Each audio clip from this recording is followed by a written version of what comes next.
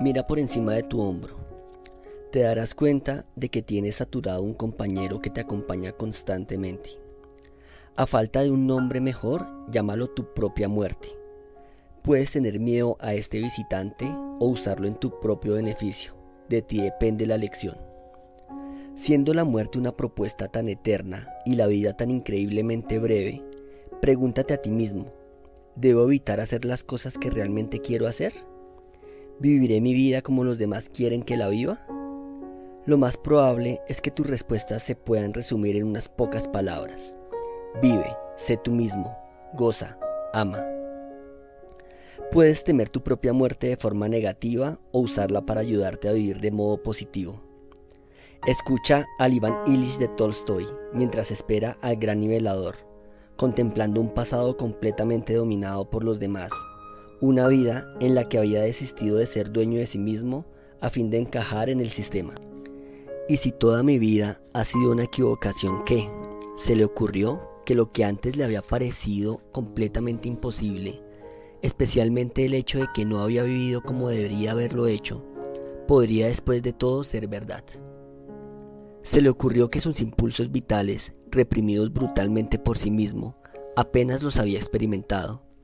Podrían haber sido lo único verdadero y real de su vida y todo lo demás falso. Y sintió que sus obligaciones profesionales y toda la organización de su vida y de su familia, todos sus intereses sociales y oficiales, todo eso podría haber sido falso. Trató de defenderse y justificarse ante sí mismo, y de pronto sintió cuán débil era lo que estaba defendiendo y justificando. No había nada que defender. La próxima vez que tengas que decidir acerca de tu propia vida, que tengas que hacer una elección personal, hazte una pregunta muy importante. ¿Cuánto tiempo voy a estar muerto? Ante esa perspectiva eterna, puedes decidir ahora lo que prefieres, lo que eliges, y dejar a lo que siempre estarán vivos las preocupaciones, los temores, la cuestión de si te lo puedes permitir y la culpabilidad. Si no empiezas a actuar de esta manera, ya puedes formularte la posibilidad concreta de vivir toda tu vida tal como los demás piensan que debería ser. Ciertamente, si tu estancia en la tierra es tan corta, debería ser por lo menos agradable. En pocas palabras, se trata de tu vida, haz con ella lo que tú quieres. El hacerte cargo de ti mismo significa dejar a un lado eternos mitos muy generalizados. A la cabeza de la lista está la noción de lo que la inteligencia se mide por la capacidad de resolver problemas complejos de escribir, leer y computar a ciertos niveles, y de resolver rápidamente ecuaciones abstractas.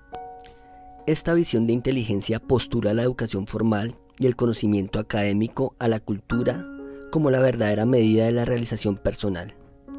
Fomenta una especie de esnobismo intelectual que ha obtenido consigo unos resultados muy desmoralizadores. Hemos llegado a creer que una persona es inteligente si tiene una serie de títulos académicos o una gran capacidad dentro de alguna disciplina escolástica, matemáticas o ciencias, un enorme vocabulario, una gran memoria para recordar datos superfluos o si es un gran lector.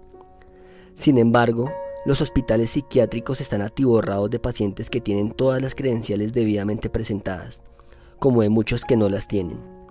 El verdadero barómetro de la inteligencia es una vida feliz y efectiva vivida cada día y en cada momento de cada día. Si eres feliz, si vives cada momento aprovechando al máximo sus posibilidades, entonces eres una persona inteligente.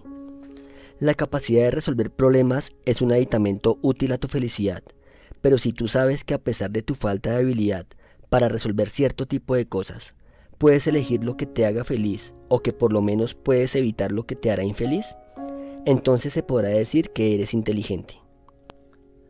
Eres inteligente porque tienes el arma más eficaz para combatir el CN, sí, el colapso nervioso. Te llamará quizá la atención que te diga que no exista eso que llamamos colapso o depresión. Los nervios no colapsan. Abre a alguien y busca sus nervios rotos. No aparecerán.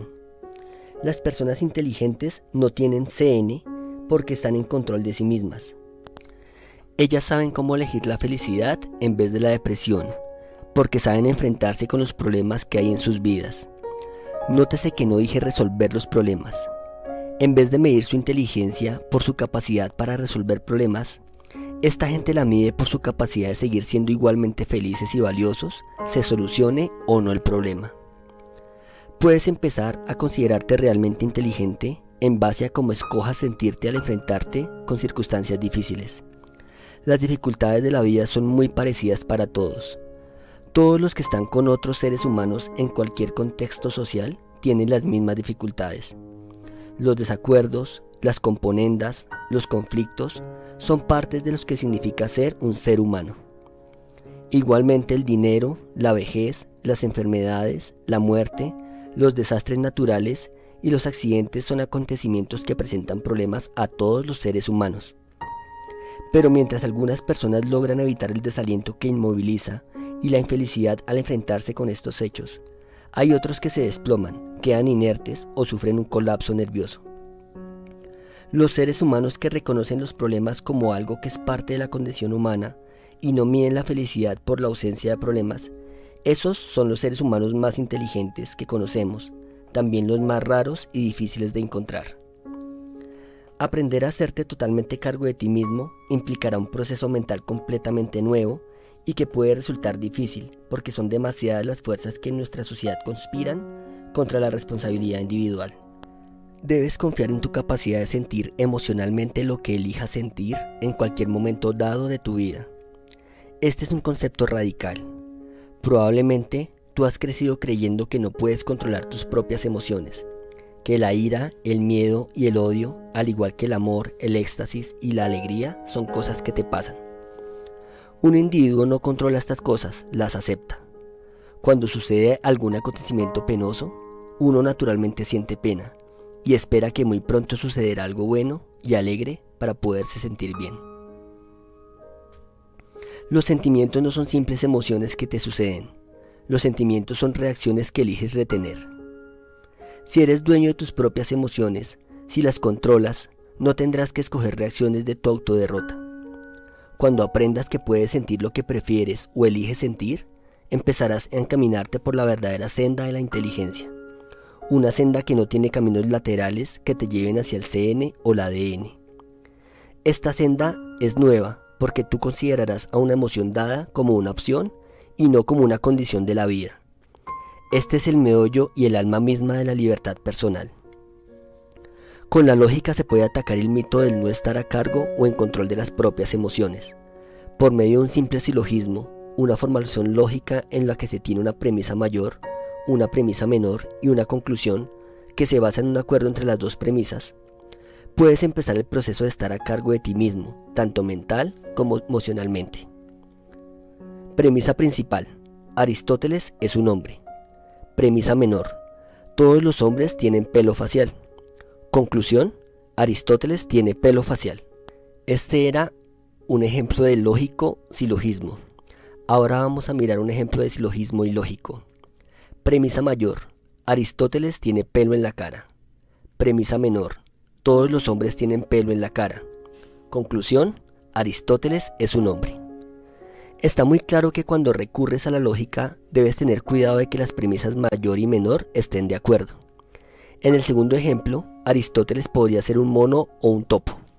He aquí un ejercicio lógico que puede descartar para siempre la noción de que tú no puedes hacerte cargo de tu propio universo emocional. Premisa mayor: yo puedo controlar mis pensamientos. Premisa menor: mis sentimientos provienen de mis pensamientos. Conclusión: yo puedo controlar mis sentimientos. La premisa mayor está clara. Tienes el poder de pensar lo que se te ocurra. Si se te ocurre algo de improviso, algo que tú eligiste poner en tu cabeza, aunque no sepas por qué lo hiciste, aún tienes el poder de hacerlo desaparecer y por tanto sigues controlando tu universo mental. Yo te puedo decir: piensa en un antílope color rosa y tú lo puedes volver verde o convertirlo en un jabalí. O puedes pensar simplemente en cualquier otra cosa que quieras. Solo tú puedes controlar lo que entra en tu cabeza como un pensamiento. Si tú no crees en esto, contesta simplemente esta pregunta: si no eres tú el que controla tus pensamientos, ¿quién los controla? ¿Es acaso tu cónyuge o tu jefe o tu madre? Y si son ellos los que controlan lo que tú piensas, Entonces mándalos a ellos a que se hagan un tratamiento psicoterapéutico y tú mejorarás inmediatamente. Pero tú sabes que no es así. Tú y solo tú puedes controlar tu aparato pensante, fuera de casos extremos de lavado de cerebro o experimentos de condicionamiento que no forman parte de tu vida. Tus pensamientos son tuyos, exclusivamente tuyos, para hacer con ellos los que quieras, conservarlos, cambiarlos, compartirlos o contemplarlos. Ninguna otra persona puede meterse dentro de tu cabeza y tener tus pensamientos como tú los experimentas. Eres tú quien controla realmente tus pensamientos y tu cerebro es tuyo propio y puedes usarlo como quieras y determines. Tu premisa menor no es discutible si examinas las pruebas históricas y empleas tu sentido común. No puedes tener un sentimiento sin antes haber experimentado un pensamiento. Sin el cerebro desaparece tu capacidad de sentir. Un sentimiento es una reacción física o un pensamiento. Si lloras o te sonrojas o te late más fuerte el corazón o te sucede cualquiera de las posibles reacciones emocionales de la interminable lista de posibilidades, quiere decir que primero has recibido una señal desde el centro del pensamiento. Cuando el centro del pensamiento de tu mente está dañado o ha sufrido un cortocircuito, no sientes emociones, no puedes sentirlas. Con cierto tipo de lesiones en el cerebro, no se siente ni el dolor físico. Literalmente tu mano puede quedar completamente achicharrada y frita y tú no sentir ninguna sensación de dolor. Tú sabes que no puedes neutralizar tu centro del pensamiento y al mismo tiempo experimentar cualquier sensación en tu cuerpo. No es posible. Así tu premisa menor se apoya en una verdad. Todas tus sensaciones te llegan precedidas por un pensamiento y sin la función del cerebro no puedes experimentar sensaciones. La conclusión del silogismo es también ineludible.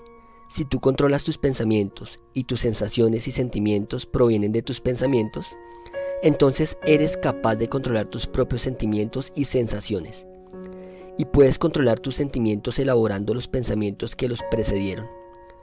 Para simplificar podemos decir que tú crees que son las cosas o la gente los que te hacen infeliz, pero eso no es correcto. Eres tú el responsable de tu desgracia, porque son tus pensamientos respecto a las cosas y a la gente que hay en tu vida los que te hacen infeliz. Para llegar a ser una persona libre y sana, tienes que aprender a pensar de forma diferente. Cuando hayas logrado modificar tus pensamientos, entonces empezarán a surgir tus nuevos sentimientos y habrás dado el primer paso en el camino hacia la libertad personal. Consideremos el silogismo de una manera más personal, tomando el caso de Cal, un joven ejecutivo que se pasa la mayor parte del tiempo preocupado y sufriendo porque su jefe piensa que es tonto. Cal es muy infeliz porque su jefe tiene una opinión muy pobre de él. Pero si Cal no supiera que su jefe piensa que él es tonto, ¿sería igualmente infeliz? Por supuesto que no. ¿Cómo podría sentirse desgraciado por algo que ignora? O sea que lo que cree o deja de creer su jefe no es lo que lo hace infeliz. Lo que Cal cree es lo que lo hace infeliz. Más aún, Cal es responsable de su propia infelicidad al convencerse a sí mismo de que lo que la otra persona piensa es más importante que lo que él mismo piensa. Esta misma lógica es aplicable a todos los acontecimientos, cosas y puntos de vista de las personas. La muerte de alguien no es lo que te apena. Hasta enterarte no puedes haberte apenado, así que no es la muerte la causa de tu pena, sino lo que tú dices respecto a ese hecho. Los huracanes no son deprimentes por sí mismos, la depresión es algo exclusivamente humano. Si te sientes deprimido a causa de un huracán, es que te estás diciendo a ti mismo cosas que te deprimen respecto al huracán. Esto no quiere decir que te debas engañar diciéndote cosas que te hagan disfrutar del huracán, sino que más bien te preguntes a ti mismo, ¿por qué voy a escoger la depresión? ¿Acaso deprimirme me ayudará a enfrentarme con el hecho del huracán de una manera más eficiente? Has crecido y te has desarrollado en un ambiente cultural que te ha enseñado que no eres responsable de tus sentimientos y sensaciones, aunque la verdad silogística te demuestre que siempre lo fuiste. Has aprendido una cantidad de dichos para defenderte del hecho de que eres tú el que controla tus sentimientos. He aquí una pequeña lista de frases hechas que has usado una y otra vez. Examina los mensajes que envían estas frases. Me ofendes. Me haces sentir mal. No puedo evitar sentir lo que siento. Simplemente estoy enfadado, no me pides que te explique por qué. Esa persona me enferma. Tengo miedo a las alturas. Me avergüenzas. Me acelero cuando ella está cerca de mí. Me haces hacer el tonto en público. Esta lista podría seguir interminablemente. Cada frase contiene dentro de sí misma un mensaje que anuncia que no eres responsable de lo que sientes. Ahora vuelve a escribir la lista correctamente, o sea, de manera que refleje que eres tú quien controla lo que sientes y que tus sentimientos y sensaciones provienen de los pensamientos que tienes respecto a cualquier cosa. Me ofendí por las cosas que me dije a mí mismo respecto a cómo reaccionaste tú ante mí. Me hice sentirme mal. Puedo evitar sentir lo que siento, pero he escogido estar enfadado. He decidido sentirme enfadado porque generalmente puedo manipular a los demás con mi enfado, puesto que ellos piensan que yo los controlo. Yo me enfermo a mí mismo. Yo me asusto a mí mismo en las alturas. Yo me avergüenzo de mí mismo.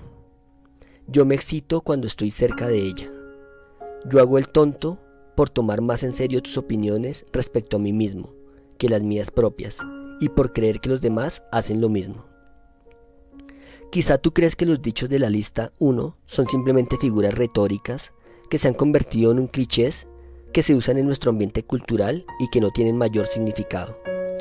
Pero si es así, como piensas, entonces pregúntate a ti mismo, ¿por qué las frases de la lista 2 no se han convertido en clichés? La respuesta es la influencia de nuestro ambiente cultural sobre nuestro pensamiento, que nos enseña a pensar como la lista 1 y nos aleja de la lógica de la lista 2. El mensaje es claro como el cristal. Eres tú el responsable de lo que sientes. Sientes lo que piensas y puedes aprender a pensar diferente sobre cualquier cosa si decides hacerlo. Pregúntate a ti mismo si vale la pena, si te compensa ser infeliz, estar deprimido o sentirte herido u ofendido. Entonces examina profundamente el tipo de pensamientos que te están llevando hacia esos sentimientos de debilidad.